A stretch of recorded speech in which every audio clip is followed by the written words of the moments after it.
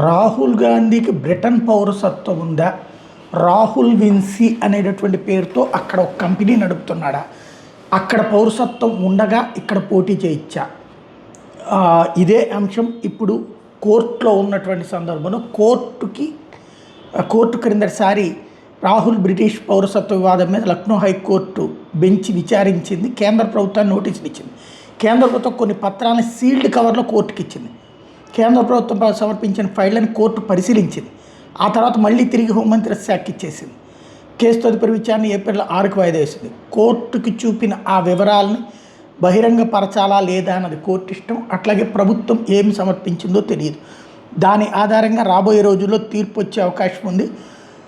అందులో బ్రిటన్లో పౌరసత్వం ఉందని చెప్తుందా, లేదని చెప్తుందా, ఉన్నా పర్లేదు పార్లమెంట్ సభ్యుడికి ఇక్కడ కొనసాగచ్చని చెప్తుందా, లేకపోతే అక్కడ పౌరసత్వం ఇక్కడ పౌరసత్వం వేరని చెప్తుందా ఏంటన్నది కోర్టు ఇచ్చే తీర్పు మీద రాహుల్ గాంధీకి సంబంధించిన అసలు కథ తేలబోతోంది.